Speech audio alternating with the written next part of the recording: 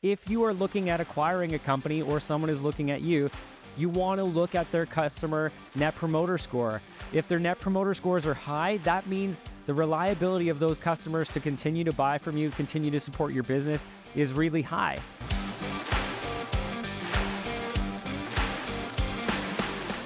Good day, everybody. Welcome to the Wealthy Entrepreneur Podcast. My name is Bob Gauvreau. I will be your host for the day, and I'm really excited about this topic today. What we're going to be talking about is the 8 factors that impact business value. And I've got a bunch I want to talk about on this because this is really a passion for me. Ultimately, for those of you who've been around for a while, you know that I am helping business owners just like you to maximize their wealth, become a wealthy entrepreneur, and really live a financial life of independence and financial freedom. And one of the ways that we get there is through our businesses and maximizing the financial performance of our business.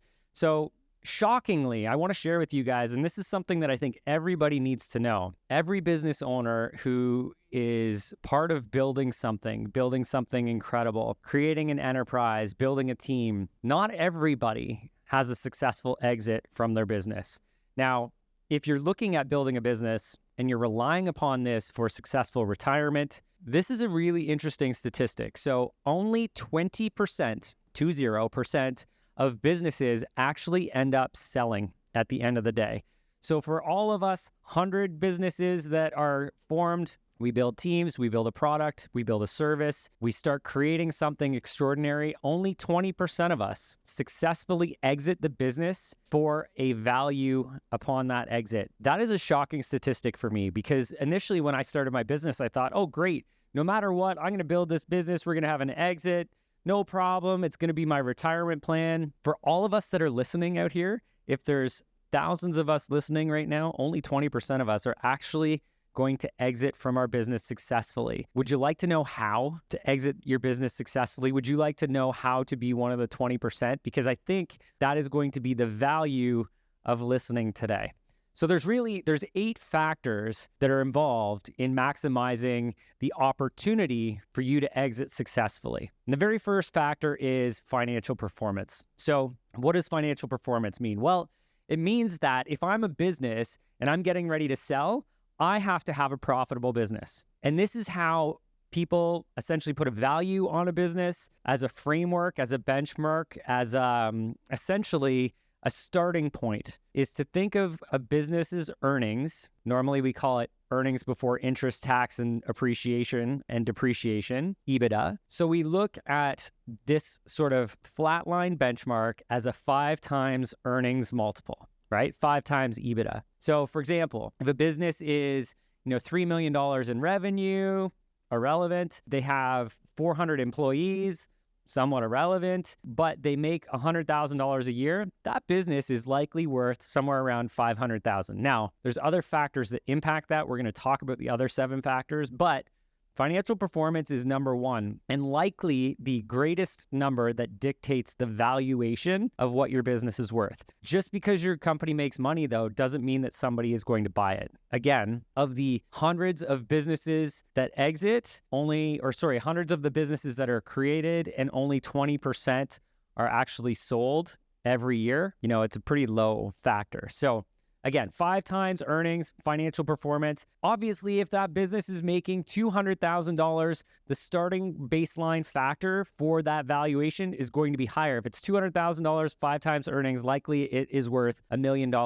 Again, the starting point to create a framework for the value. I can tell you from experience, the more your company makes, the more likely it is that the business is going to sell. If you have a business that's making $1 million a year, how many people do you think want to make $1 million a year? You're on the 0.1% factor of earnings potential. When you're looking at your financial performance in your business, if it's making $1 million a year, people will likely invest in that greater than if it's $50,000 a year. So for all of you business owners out there who are maximizing your expenses and driving down your profitability just to make sure you're not paying tax, keep in mind that if you're looking to exit sometime in the near future, you're going to want to be looking at your earnings, at least normalizing them, but making sure that your profitability is as high as possible. So number 1, financial performance.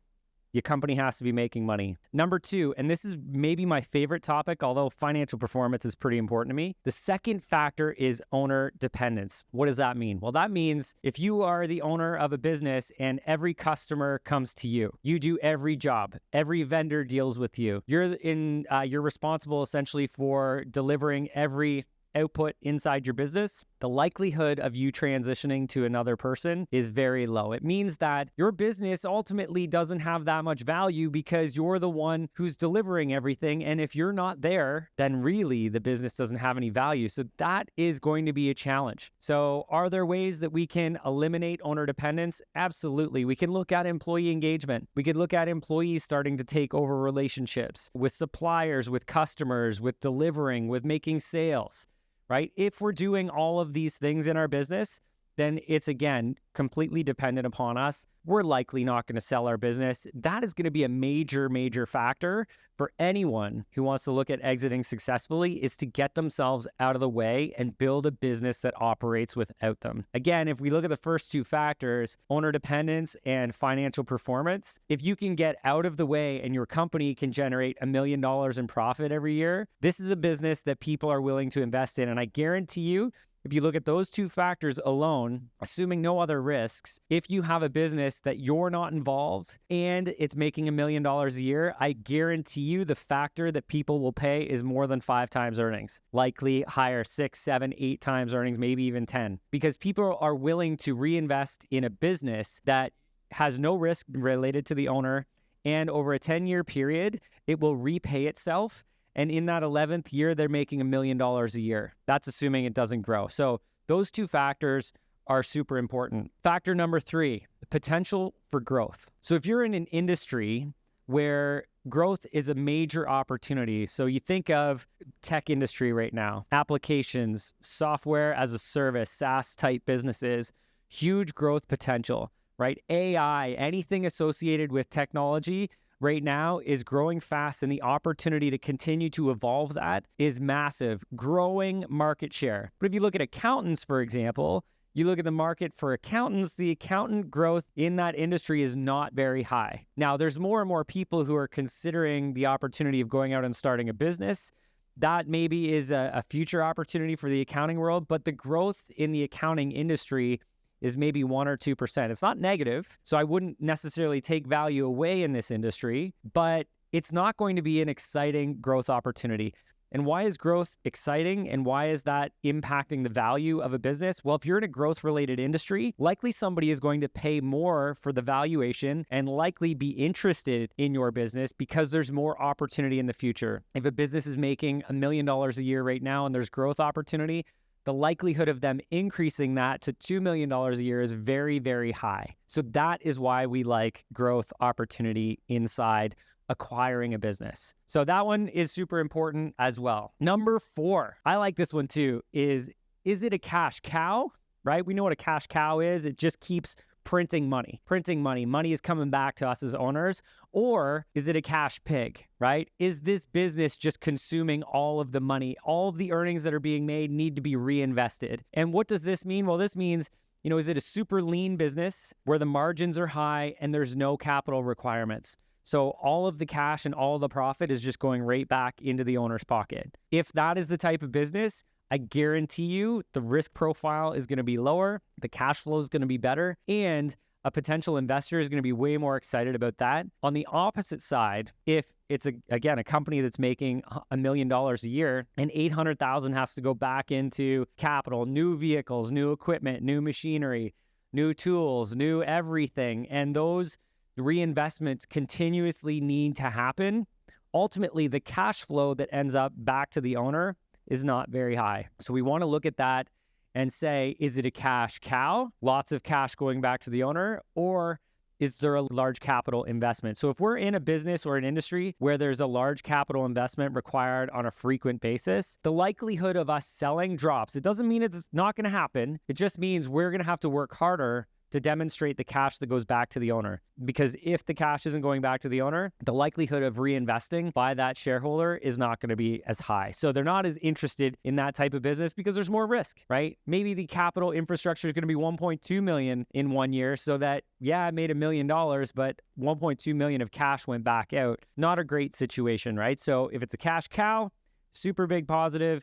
If it's a cash pig requiring all of the resources that the business is earning, it's going to be a little less likely to sell. And it's going to essentially, if it is saleable, it's going to bring in a lower multiple on that earnings potential. Number 5 is a relationship dependence.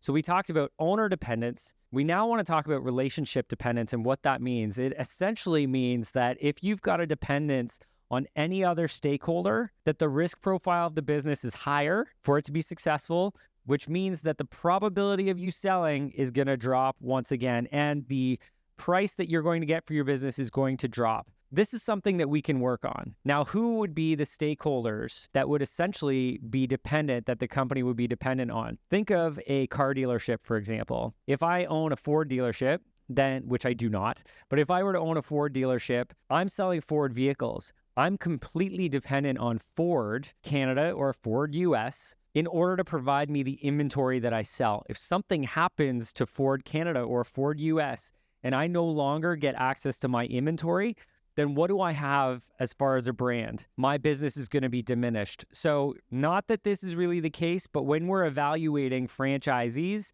we want to look at the franchise and say, is it strong? Is it a strong brand? Or is the brand struggling, and is it less likely to have a long-term viability down the road? The other sort of dependence that we can have is on our employees. So I talked about vendors being the car dealership, the Ford dealership. Employees can be a major dependence as well. And let me explain. So if you are in a business and you have one salesperson, and that one salesperson, if you were to lose them, you would essentially lose the revenue generation and revenue growth in your business. That is a major risk factor. If you have one employee who has the skill set that manufactures that one piece that you sell and it's a really high profit item, if you're to lose that individual and that skill set, then you have a challenge in being a saleable business. People will identify those sorts of risk factors when we're looking at assessing a value of a business. And if those relationships exist, the valuation of the business is going to drop. Now, in a dealership sort of example with the vehicle market,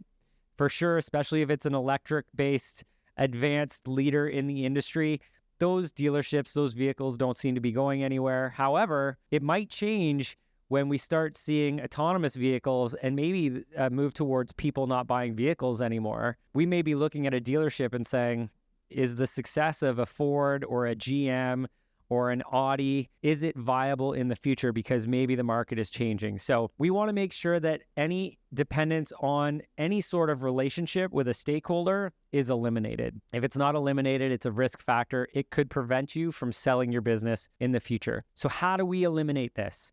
Well, one, we create systems. We document systems, roles, definitions. We cross-train employees. We definitely don't have one salesperson. We want to have more than one salesperson. We switch people up from one role to another. We want to make sure that if one person who we're dependent on were to leave, that we could quickly replace them and ultimately create an extra value in the business. So we want to make sure that there's no stakeholder dependence, one way, shape, or form that will impact the value of our business. Number 6 is a reoccurring revenue model, or basically looking at your revenue model. So I'm going to take a step back here. We're going to talk about the different types of revenue that you can get in. If you think of a retail shop, for example, and maybe it's in downtown New York, how many times are you getting a reoccurring customer in? Maybe likely, maybe it's 10%, 20%. We actually want to make sure that you're tracking that. But even more importantly is a reoccurring business model where you just continuously get revenue generated from your clients on an ongoing basis. What's a good example of this? Well, if you think of a subscription model, let's say Apple, right? We buy an application on Apple for $19.99 a month. It continues to be charged every single month until we turn it off. That essentially is guaranteeing that income is going to be coming until the person says, I don't want it anymore. Instead, you've got the other angle where you have to go out and resell to everybody every month. You have to send them a flyer. You have to get them back in your store. You have to continue to generate enough incentive for people to buy from you. That's a bit more challenging of a model. Continuous money coming in that the customer essentially has to shut off, or really hard work to bring customers back in and give them something that they want to buy. So the value of a model that's a reoccurring revenue model where you have consistent, repetitive income and revenue earnings, that model will drive a higher valuation and will increase the probability of you actually selling your business. So again, 20% of businesses sell. It would not be 20% of reoccurring revenue model businesses that sell. It would more so likely be 80% of reoccurring revenue businesses that sell. But they want to have a financial performance and they don't want it to have to be dependent on the owner. When we start looking at those other factors, we bring up the valuation, we bring up the probability of eventually selling our business. Number 7, and this one's very important, this is customer satisfaction. So I'm wondering how many of you do a net promoter score or a survey with your customers. And if you don't do this, it's something you should definitely look into, because this survey allows us to ask our clients how we're doing as a business, get their feedback, and identify one of 3 things. 1, who are our active promoters? These are the people who are 9 or 10 out of 10 are giving us that sort of rating on how likely would it be that you would refer someone to work with us. If it's a 9 or a 10 out of 10, those are the people who are active promoters. And those are the ones who whisper on the sides and say, you know what, Bob and his team are the best. You should work with them. We want to identify those people because guess who our best referral partners are? Those people who are shouting from the rooftops, you need to work with Bob and his team. Those are the people we need to identify. Okay, so that's net promoter score for customers. That is a number 1 priority because there's a lot of revenue sitting there that we can tap into. The next category is the 7 and 8s, and those are the passive users. Those are the ones that say, well, Bob and his team, they're okay. They're fine. We'll continue working with them, but we're not really excited to share our experience. It's just okay. Right? And those are the people, again, let's look at this as an opportunity. Those are the people that with a little nudge, a little improved service, a little personal attention maybe, those people turn into promoters really quickly. So we don't want them to be passives. We want to actually engage them to be those promoters and offer them something that gets them into that position because they're so very close. And then we've got the 3rd category. So that is our 0 to 6. And in that category, these are our detractors. These are the people that we actually don't want talking about the experience working with our company, because those people are saying that it hasn't been a very good experience and that something has gone wrong that's not allowed them to have a good experience. But let's look at this as an opportunity as well. These are the people who are giving us our very critical, real feedback of the challenges that we have in our business that we can fix and make better.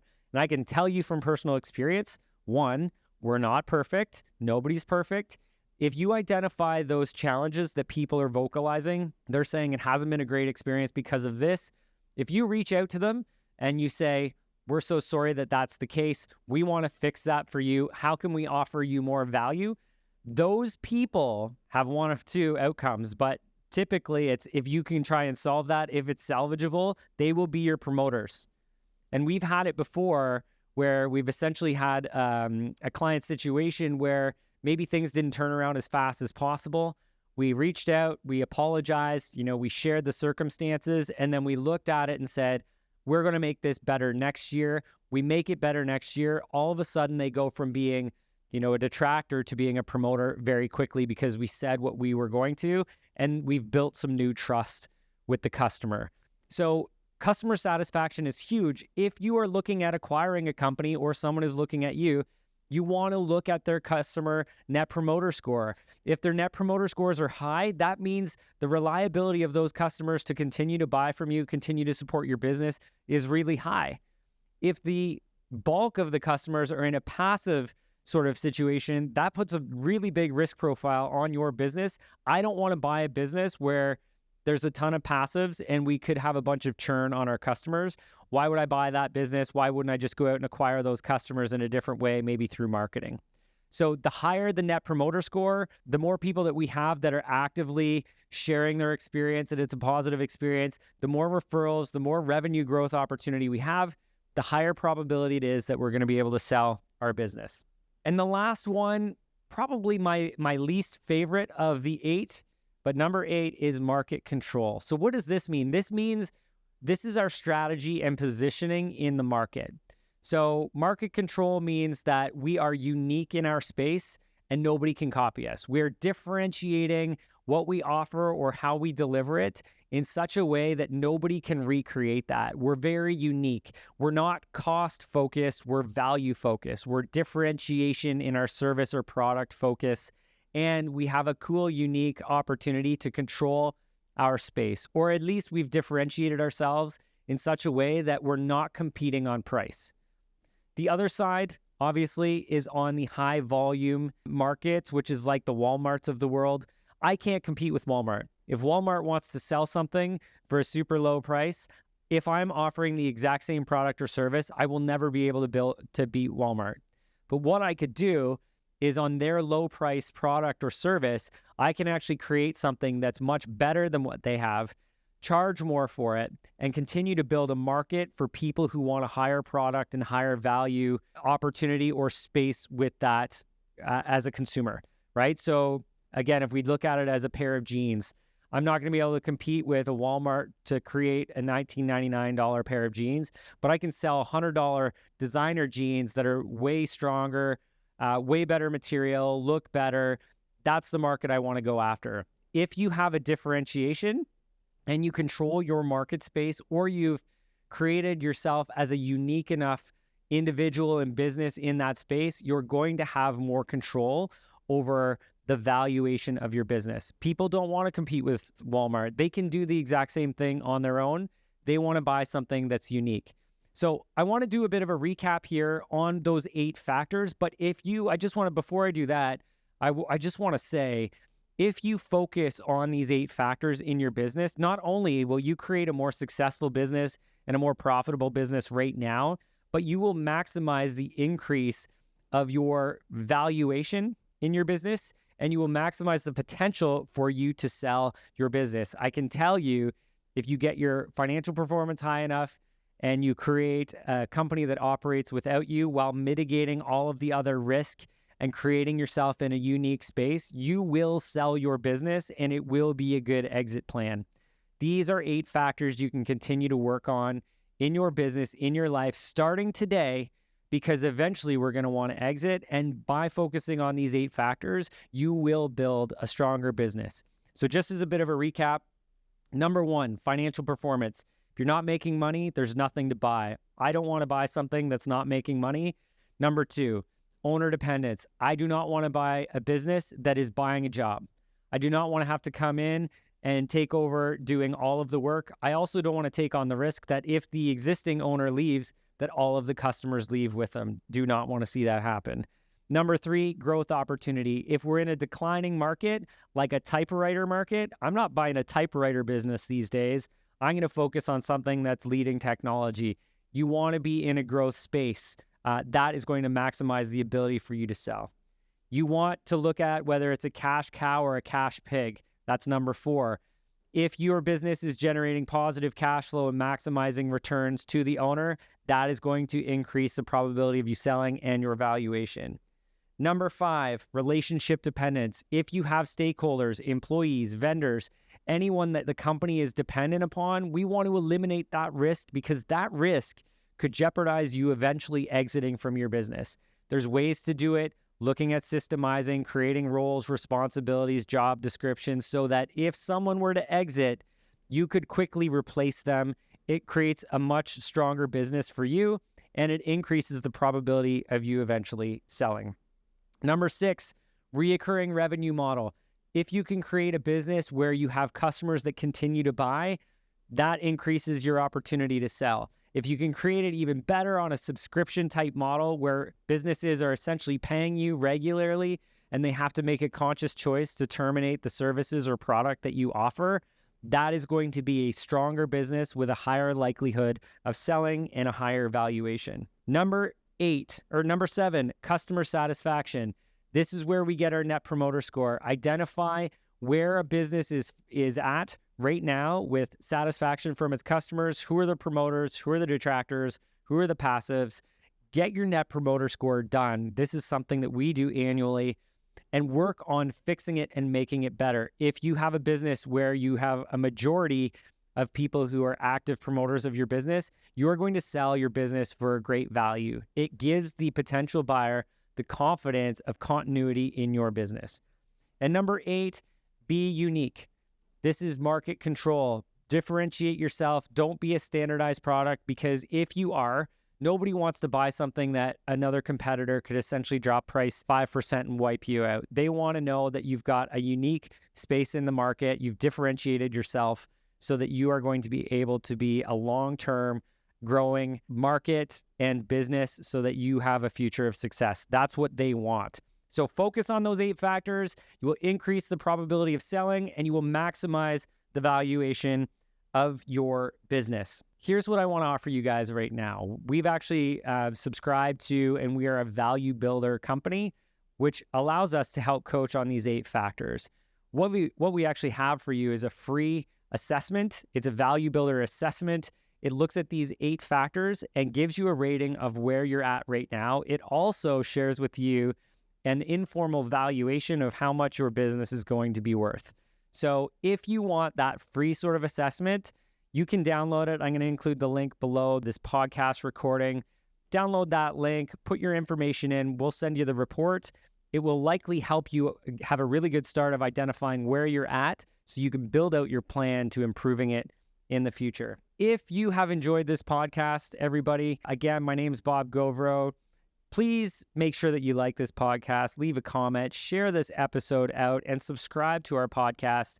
Ultimately, I'm here to help empower entrepreneurs just like you to become a wealthy entrepreneur and change the world one day at a time, and hopefully we can do it together. So thanks for joining in today, everybody. Look forward to catching you next time.